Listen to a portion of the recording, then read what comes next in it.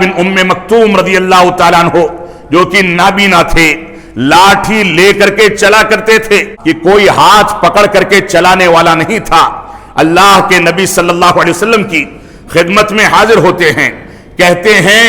کہ عوالی کے جس علاقے سے مجھ کو مسجد نبوی آنا ہوتا ہے وہ علاقہ ویران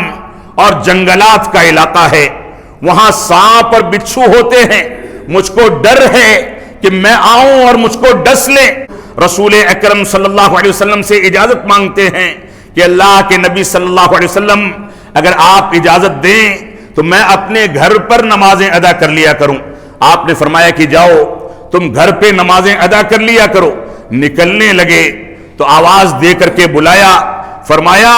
کہ مسجد نبوی کے مؤذن کی آواز سنتے ہو کہ نہیں سنتے؟ فرمایا کہ ہاں میرے گھر تک آواز آتی ہے۔ فرمایا تب گنجائش نہیں ہے، نابینا ہو، لاٹھی لے کر کے آتے ہو، سانپ بچھو ہیں، ساری مشکلات اور سارے عذر ہیں، لیکن رب کائنات کی عبادت کے لیے جب پکارا جائے تو مسجدوں میں حاضری دینا تمہاری ذمہ داری ہے۔ آپ دیکھیں آج لاؤڈ سپیکر کے مسئلے پر پورا ہندوستان سلگ رہا ہے، اور مسلمان ہے کہ لاؤڈ سپیکر کی آواز جب اذان کی آواز کان میں پڑتی ہے تو تکیہ کو ٹائٹ کر کے سو جاتا ہے، اس کو مسجدوں سے مطلب نہیں ہے۔ اذان کی آواز ہو نہ ہو، لاؤڈ سپیکر میں اذان دی جائے نہ دی جائے، جس مسلمان کو رب کائنات کی خشیت، اس کی رضامندی کے لیے مسجدوں میں حاضری دینی ہے، وہ اپنی گھڑی کے ذریعے، اپنے موبائل کے ذریعے اسی طریقے سے مسجد میں حاضری دے گا جیسے وہ فلائٹ پکڑنے کے لیے، ٹرین پکڑنے کے لیے، سفر پر نکلنے کے لیے وقت کی پابندی کرتا ہے۔ یہ کون سی بات ہوئی کہ آپ کو اپنی ضرورتیں ہیں، مال کا نقصان ہونے کا خدشہ ہے تو آپ بڑی پابندی کے ساتھ بلا کسی آواز کے اٹھتے ہیں اور وقت پر پہنچ کر کے اپنا کام کرتے ہیں، اور رب کائنات جس نے آپ کے جسم میں ایک ایک قطرے خون کی نعمتیں دی، ایک ایک سانس لینے کی توفیق دی، اس کی عبادت کے لیے آپ کو جگانا پڑے، آپ کو جھجوڑنا پڑے، تب بھی آپ مسجدوں میں نہ آئیں۔ الحمدللہ نحمده ونستعینه ونستغفره ونعوذ باللہ من شرور انفسنا ومن سیئات اعمالنا من يهده الله فلا مضل له ومن يضلل فلا هادي له واشهد ان لا اله الا الله وحده لا شريك له واشهد ان محمدا عبده ورسوله اما بعد فان خير الحديث كتاب الله وخير الهدي هدي محمد صلى الله عليه وسلم وشر الامور محدثاتها وكل محدثة بدعة وكل بدعة ضلالة وكل ضلالة في النار فأعوذ بالله السميع العليم من الشيطان الرجيم بسم الله الرحمن الرحيم إن الذين قالوا ربنا الله ثم استقاموا تتنزل عليهم الملائكة ألا تخافوا ولا تحزنوا وأبشروا بالجنة التي كنتم توعدون نحن أولياؤكم في الحياة الدنيا وفي الآخرة ولكم فيها ما تشتهي أنفسكم ولكم فيها ما تدعون نزلا من غفور رحيم وقال النبي صلى الله عليه وسلم أحب الأعمال إلى الله أدومها وإن قل رواه البخاري۔ محترم سامعین کرام، بزرگان دین، نوجوانان ملت اسلامیہ اور خواتین اسلام، اللہ رب العالمین کے فضل و کرم سے ماہ رمضان کا وہ مبارک مہینہ، مبارک گھڑی جو چند روز پہلے ہم سے رخصت ہوئی، اللہ رب العالمین نے اس میں ہم کو تراویح کے قیام، تلاوت کلام پاک کے اہتمام، روزوں کی فرضیت کو سمجھنے، عبادات کا اہتمام کرنے، نوافل کا اہتمام کرنے کی توفیق عطا فرمائی۔ وہ مہینہ جس مہینے میں رب کائنات نے اپنی سخاوت کا اعلان کر کے فرمایا کہ انسان کے سارے اعمال اس کے لیے ہیں، ان کا بدلہ لکھنا، ان پر کئی گنا تک انسانوں کو اجر و ثواب کے طور پر قبول کرنا یہ فرشتوں کے ذمے کیا گیا، لیکن رب کائنات نے الا الصیام وانا اجزی بہ کہہ کر کے رمضان کے مبارک مہینے کی فضیلت، اس کے روزوں کی اہمیت اور اس کے روزوں کے مقام کو نہ جانے کتنا گنا بڑھا دیا۔ رب کائنات نے واضح کر دیا کہ جیسے بندے اس مبارک مہینے میں نوافل کا، روزوں کا، واجبات کا دوسرے ایام کے بالمقابل زیادہ اہتمام کرتے ہیں، ویسے ہی رب کائنات کی سخاوت بھی ثواب دینے کے لحاظ سے، اعمال کو قبول کرنے کے لحاظ سے دوسرے ایام سے زیادہ جوش مارتی ہے۔ رسول اکرم صلی اللہ علیہ وسلم بھی اس مہینے میں تیزی کے ساتھ صدقات و خیرات کو کیا کرتے تھے، نوافل کا اہتمام فرماتے تھے، صدقات و خیرات کا اہتمام فرماتے تھے۔ اور ابن عباس رضی اللہ تعالی عنہما فرماتے ہیں کہ رمضان کے مبارک مہینے میں جب جبریل علیہ السلام آ کر کے آپ سے قرآن مجید کا دور فرماتے تھے تو آپ تیز و تند چلنے والی ہوا کے مانند صدقات و خیرات اور عبادات کے اہتمام کو بڑھا دیا کرتے تھے۔ تو جس مہینے میں رب کائنات کی سخاوت جوش مارے، جس مہینے میں رسول اکرم صلی اللہ علیہ وسلم کی سخاوت بڑھ جائے، جس مہینے میں صحابہ کرام عبادات کا خصوصی اہتمام کرتے ہوں، جس مہینے میں قرآن مجید جیسی مقدس کتاب کو نازل کیا گیا، جس مہینے کے بارے میں رسول اکرم صلی اللہ علیہ وسلم نے بشارت سنا دی کہ جس نے من صام رمضان ایمانا واحتسابا غفر له ما تقدم من ذنبه، جس نے رمضان کے مبارک مہینے کے روزوں کا اہتمام کیا تو اللہ رب العالمین اس کے ماضی کے سارے گناہ صغیرہ کو معاف فرما دیتا ہے۔ اور یہ بھی فرمایا من قام رمضان ایمانا واحتسابا غفر له ما تقدم من ذنبه، جس نے رمضان کے مبارک مہینے میں قیام اللیل یعنی تراویح کا اہتمام، اللہ رب العالمین کی رضامندی، اللہ رب العالمین کو راضی کرنے، اخلاص اور ثواب کی نیت سے قیام اللیل اور تراویح کا اہتمام کیا، غفر له ما تقدم من ذنبه، اس کے بھی ماضی کے سارے گناہ صغیرہ معاف کر دیے جاتے ہیں۔ وہ مبارک مہینہ جو تیزی سے آیا، تیزی سے گزر گیا، وہ مبارک مہینہ جس میں مسلمانوں نے ماضی کے بالمقابل اس سال اس بات کا ثبوت دیا کہ وہ 2 سال سے جس مہینے میں عبادت کی آزادی اور مکمل طریقے سے رمضان مبارک کی شان کے اعتبار سے عبادات کا اہتمام کرنے، مسجدوں کو آباد کرنے سے محروم تھے، اس سال مسلمانوں نے پوری دنیا میں یہاں تک کہ بیت اللہ الحرام، مکہ مکرمہ، مدینہ منورہ، ہر جگہ پر مسلمانوں کا ولولہ نظر آیا، جوش نظر آیا، مسلمان کثرت کے ساتھ عبادت کرتے نظر آئے۔ لیکن خدشہ جس بات کا تھا وہ خدشہ اب بھی کہیں نہ کہیں نظر آتا ہے۔ وہ خدشہ یہ ہے کہ عید کا چاند دیکھنے اور عید کے آنے کے بعد یہ مسجدیں جیسے ہمیشہ ویران ہوتی تھیں پھر سے ویران نظر آتی ہیں۔ صلاۃ فجر میں چند صفیں ہو جائیں، جمعہ کی نماز میں اب تک مسجد خالی پڑی رہے، دوسری نمازوں میں لوگ نکل کر کے مسجد کو آباد نہ کریں، تلاوت کلام پاک کو خیر بات کہہ دیا جائے، صدقات و خیرات کو روک دیا جائے، اور ساری کی ساری نیکیاں جو ہم نے شروع کی تھی وہ عید کے ساتھ بند کر دی جائیں، تو یہ افسوس کا مقام ہے۔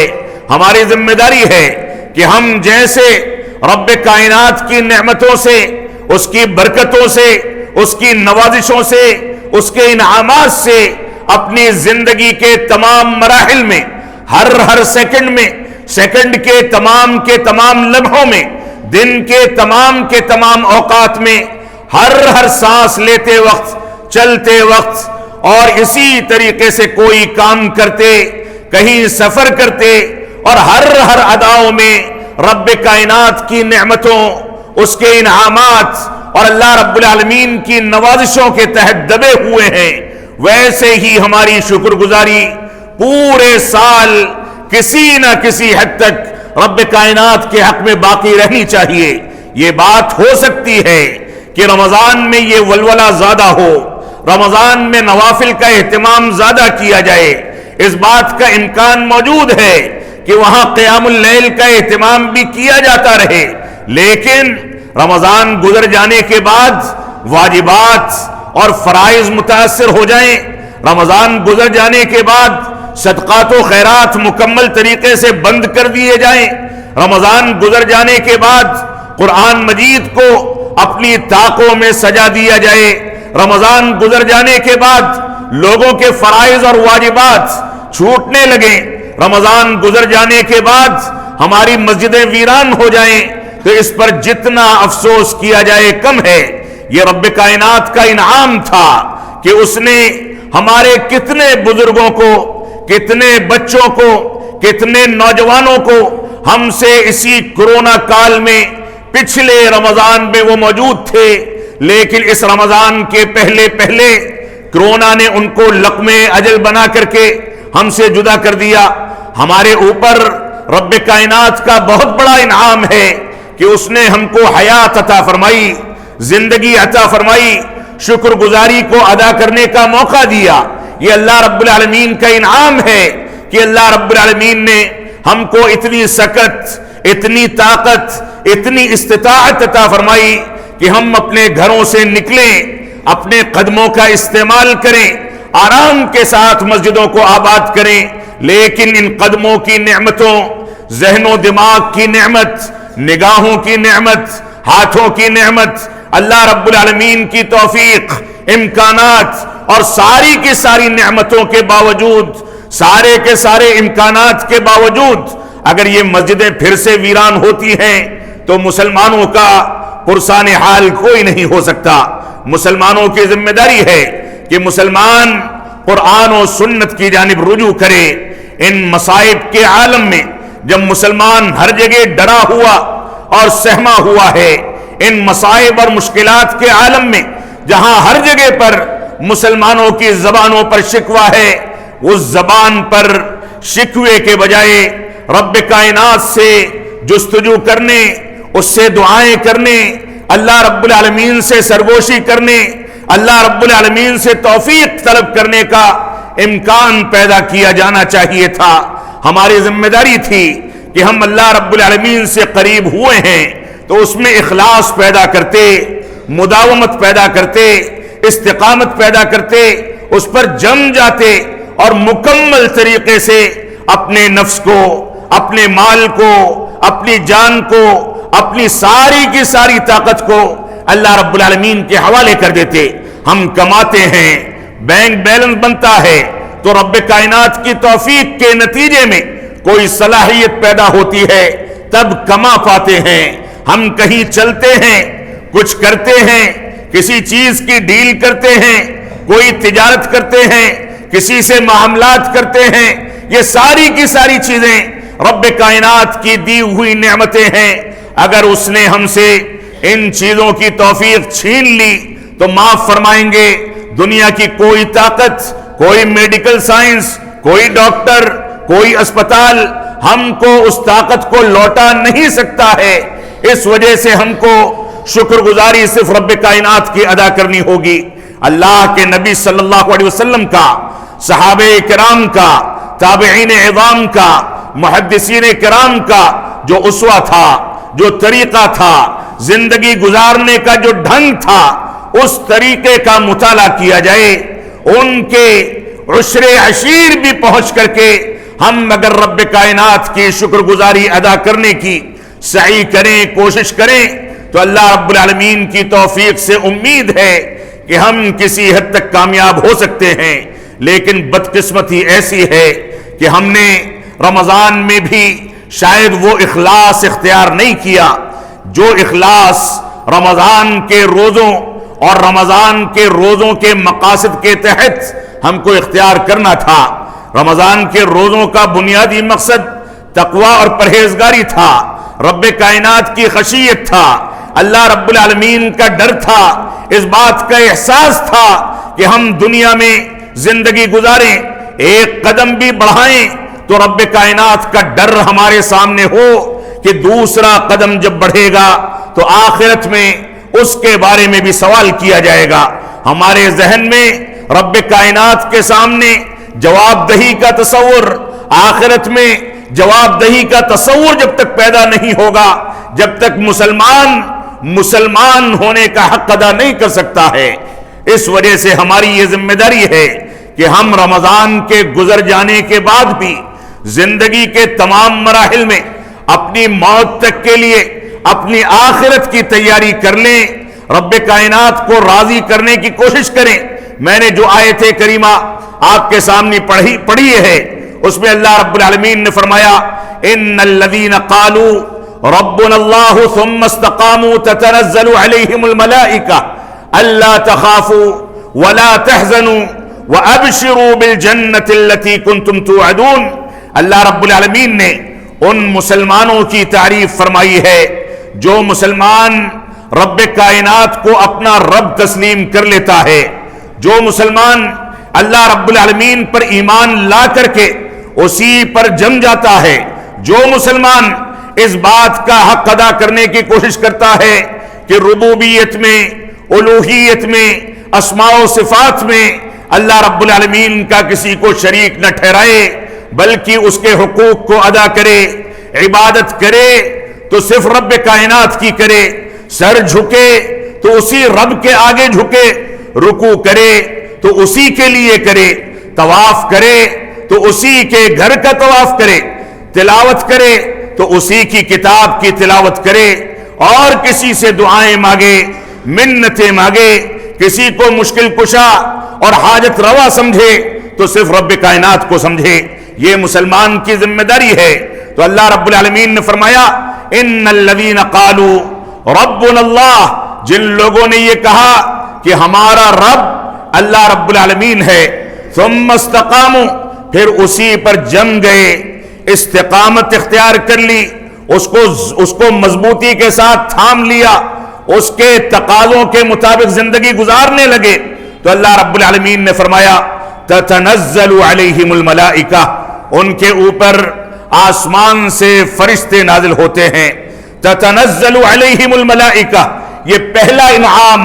ان کو بتایا گیا۔ رب کائنات نے ان کی فضیلت بیان کرتے ہوئے ان کے لیے قرآن مجید میں اعلان کر دیا کہ تتنزل علیہم الملائکہ، کہ ان کے اوپر فرشتے نازل ہوتے ہیں۔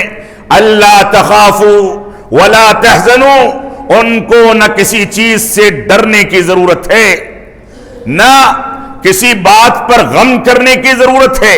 وہ افسردہ نہ ہو، غم زدہ نہ ہو، کسی چیز پر افسوس نہ کریں، نہ کسی چیز کا ڈر اپنے دلوں میں بیٹھائیں۔ ان کی زندگی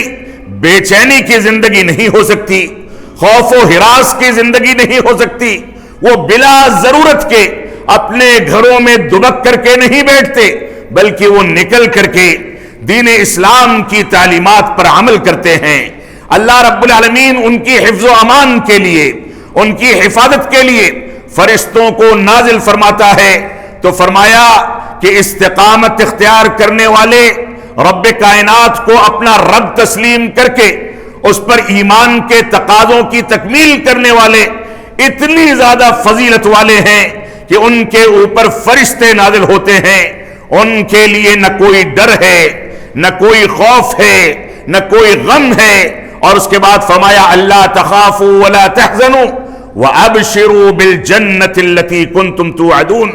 اللہ رب العالمین نے مزید فرمایا کہ ان کو جنت کی بشارت دے دی جائے جس کا وعدہ ان سے کیا گیا ہے،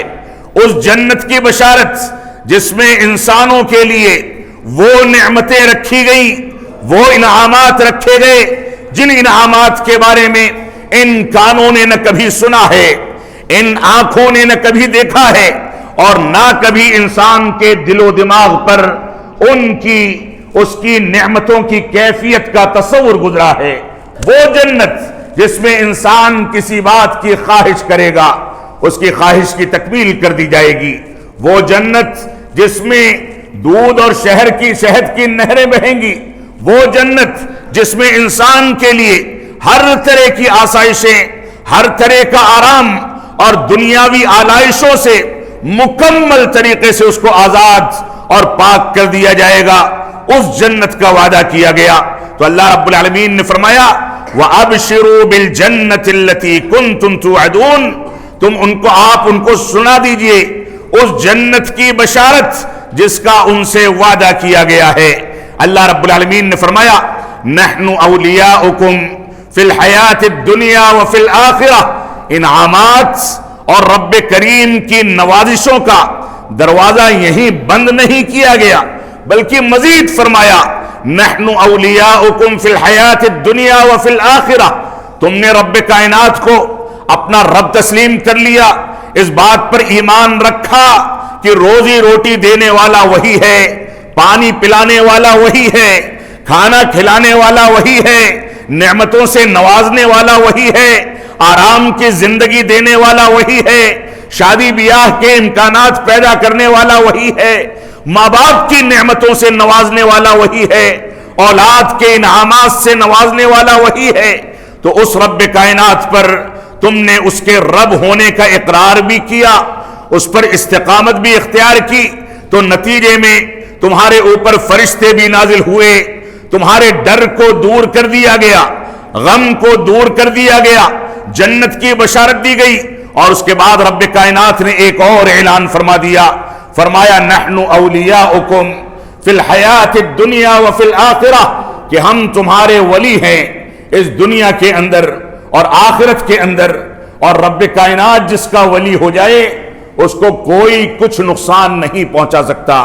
صحیح مسلم کی حدیث ہے، اس سے پہلے کئی بار اس کا تذکرہ کیا جا چکا ہے۔ رب کائنات نے فرمایا من عادى لی ولیا فقد آذنتہ بالحرب، حدیث قدسی ہے، فرمایا جس نے میرے ولیوں سے کسی انداز کی دشمنی کی تو میں ان سے اعلان جنگ کرتا ہوں۔ رب کائنات اپنے ولیوں کی ڈھال بن کر کے ان کی حفاظت فرماتا ہے۔ رب کائنات اپنے ولیوں کے لیے بے خوف زندگی کا اعلان فرماتا ہے۔ رب کائنات اپنے ولیوں کے لیے فرشتوں کو نازل فرماتا ہے۔ رب کائنات اپنے ولیوں کے لیے خوشخبری نازل فرماتا ہے اور ان کے لیے جنت کا وعدہ فرماتا ہے۔ تو فرمایا نحن اولیاؤکم فی الحیات الدنیا وفی الآخرہ ولکم فیہا ما تشتہی انفسکم ولکم فیہا ما تدعون، فرمایا کہ ہم دنیا میں بھی تمہارے ولی اور دوست ہیں اور آخرت میں بھی تمہارے ولی اور دوست ہیں، اور آخرت میں تمہارے لیے وہ ساری چیزیں تیار کی گئی ہیں جن چیزوں کی خواہش تمہارے دلوں میں پیدا ہوتی ہے، جو چاہتے ہو سب کچھ رب کائنات نے تیار کر رکھا ہے۔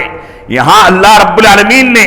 ایسی خوشخبری سنا دی کہ انسان کے دل میں جو چاہت پیدا ہو جائے وہ وہاں پوری ہو جائے گی۔ یہ نہیں کہا کہ بڑے بڑے فلیٹ دیے جائیں گے، یہ نہیں کہا کہ اڑن کھٹولے عنایت کیے جائیں گے، یہ نہیں کہا کہ فلاں نعمت دی جائے گی فلاں نعمت دی جائے گی، بلکہ کھول دیا پورا کا پورا دروازہ، سارا کا سارا خزانہ، کہ انسان کے دل میں جو کچھ پیدا ہوتا ہے، جو کچھ خواہش ہوتی ہے، اور اس خواہشات کی کوئی تحدید نہیں ہے، انسان کے دل میں اٹھنے والی خواہشات یہ کہاں تک اس کو پہنچا دیں، کہاں تک انسان خواہش کر جائے، اس کی کوئی تحدید نہیں۔ تو فرمایا کہ آخرت میں تمہارے لیے وہ ساری کی ساری چیزیں تیار کی گئی ہیں جن چیزوں کی تمہارے دلوں میں چاہت پیدا ہوتی ہے۔ وَلَكُمْ فِيهَا مَا تَدَّعُونَ، اور ساتھ ہی ان چیزوں کا بھی انتظام کیا گیا جن چیزوں کا تم سے وعدہ کیا گیا ہے۔ اور یہیں پر بس نہیں ہو گیا، فرمایا نزلا من غفور الرحیم، یہ مغفرت کرنے والے اور رحم کرنے والے رب کائنات کی مہمان نوازی ہے۔ وہ بادشاہوں کا بادشاہ ہے، وہ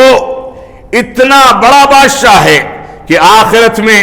بعض روایات میں ملتا ہے کہ رب کائنات فرمائے گا کہاں ہیں دنیا میں بسنے والے، حکومت کرنے والے، دنیا میں اپنی بادشاہت کا اعلان کرنے والے، وہ آئیں، آج میں تنہا بادشاہ ہوں، میری بادشاہت کے سامنے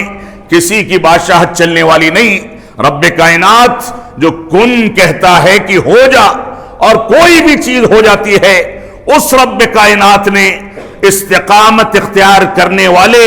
اپنے نیک اور صالح بندوں کے لیے مہمان نوازی کی تیاری کی ہے۔ وہ رب کائنات جس کی مہمان نوازی کر دے، وہ بادشاہوں کا بادشاہ جس کی مہمان نوازی کر دے۔ آپ تصور کریں، آپ کے علاقے کا کوئی ذمہ دار، کسی مسجد کا متولی یا امام، کوئی بڑا نام والی کوئی بڑی شخصیت، کوئی بڑا آدمی آپ کو کبھی بلا دے، فون کر دے، تو ایسا لگتا ہے کہ آپ 7ویں آسمان پر اڑنے لگے۔ آپ کے دل میں اتنی مسرت ہوتی ہے کہ آج تو فلاں شخصیت نے مجھ کو یاد کر لیا۔ یہ سارے کے سارے اپنی جان پر بھی استطاعت اور طاقت نہ رکھنے والے لوگ ہیں۔ ان کو اتنی بھی استطاعت اور قوت نہیں دی گئی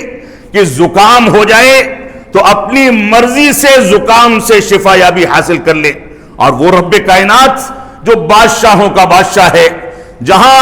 سارے کے سارے اختیارات ہیں، جو کہتا ہے کسی چیز کو کہ ہو جا اور وہ ہو جاتی ہے، وہ رب کائنات جب مہمان نوازی کرے تو کون سی نعمتیں ہیں جو اس کی مہمان نوازی میں نہیں پائی جائیں گی؟ تو فرمایا استقامت اختیار کرنے والوں کے لیے رب کائنات نے مہمان نوازی کا انتظام کیا ہے۔ تو یہ استقامت، یہ مداومت، یہ ٹھہراؤ اور اعمال صالحہ پر مستقل طور سے کاربند ہونا کیا اسی طریقے سے ہوگا کہ رمضان گزرے مسجدیں ویران ہو جائیں؟ یہ استقامت کیا اسی طریقے سے حاصل ہوگی کہ ہم قرآن مجید کو سال میں 1 مہینے کے لیے خاص کر دیں؟ یہ استقامت کیا اسی طریقے سے حاصل ہوگی کہ نفقات و خیرات اور زکوٰۃ جو واجبی ہمارے اوپر صدقہ ہے، اس کو رمضان کے ساتھ خاص کر کے اصل مال کے صدقے کو ہم پورے سال کے لیے خیر بات کہہ دیں؟ یہ استقامت کیا ایسے ہی حاصل ہوگی کہ کہیں نماز پڑھ لی، کہیں چھوڑ دی، کبھی تلاوت کر لی، کبھی چھوڑ دی، کبھی نیکی کر لی، کبھی نیکی کو خیر بات کہہ دیا، معاف فرمائیں گے؟ یہ استقامت، یہ فضیلتیں، یہ عظمتیں، رب کائنات کے یہ انعامات اگر ہم کو حاصل کرنے ہیں تو ہم کو سچا مسلمان اور اعمال صالحہ پر مداومت کرنے والا مسلمان بننا ہوگا۔ صحیح بخاری کی ایک چھوٹی سی حدیث آپ کے سامنے پڑھی گئی۔ رسول اکرم صلی اللہ علیہ وسلم فرماتے ہیں کہ احب الاعمال الی اللہ ادومها وان قل، کہ رب کائنات کو سب سے زیادہ پسندیدہ عمل، سب سے زیادہ محبوب عمل وہ ہے جو مستقل طور سے انجام دیا جائے، جس پر مداومت اور استقامت اختیار کی جائے، جس پر ہمیشگی اختیار کی جائے، اگرچہ وہ عمل تھوڑا سا ہو۔ انسان 5 وقتہ نمازوں میں مسجدوں میں حاضری کے لیے ذمہ دار بنایا گیا، اس کے بارے میں کوئی سمجھوتا، کوئی تعویل، کوئی سستی، کوئی کاہلی، کسی انداز کا کوئی غیر شرعی عذر یہ قابل قبول نہیں ہے۔ مسجدوں میں حاضری دینا ہر مسلمان مرد کی ذمہ داری ہے۔ اگر وہ حاضری نہیں دیتا ہے، اذان سننے کے باوجود مسجدوں میں نہیں آتا ہے، تو ایسی صورت میں وہ ناقابل معافی عمل کر کے رب کائنات کو ناراض کرتا ہے۔ عبداللہ بن ام مکتوم رضی اللہ تعالیٰ عنہ جو کہ نابینا تھے، لاٹھی لے کر کے چلا کرتے تھے۔ غربت کا یہ عالم تھا کہ کوئی ہاتھ پکڑ کر کے چلانے والا نہیں تھا۔ اللہ کے نبی صلی اللہ علیہ وسلم کی خدمت میں حاضر ہوتے ہیں، کہتے ہیں کہ عوالی کے جس علاقے سے مجھ کو مسجد نبوی آنا ہوتا ہے وہ علاقہ ویران اور جنگلات کا علاقہ ہے، وہاں سانپ اور بچھو ہوتے ہیں، مجھ کو ڈر ہے کہ میں آؤں اور مجھ کو ڈس لیں اور میں زندگی سے ہاتھ دھو بیٹھوں۔ رسول اکرم صلی اللہ علیہ وسلم سے اجازت مانگتے ہیں کہ اللہ کے نبی صلی اللہ علیہ وسلم اگر آپ اجازت دیں تو میں اپنے گھر پر نمازیں ادا کر لیا کروں۔ آپ نے فرمایا کہ جاؤ تم گھر پہ نمازیں ادا کر لیا کرو۔ نکلنے لگے تو آواز دے کر کے بلایا، فرمایا کہ مسجد نبوی کے مؤذن کی آواز سنتے ہو کہ نہیں سنتے؟ فرمایا کہ ہاں میرے گھر تک آواز آتی ہے۔ فرمایا تب گنجائش نہیں ہے، نابینا ہو،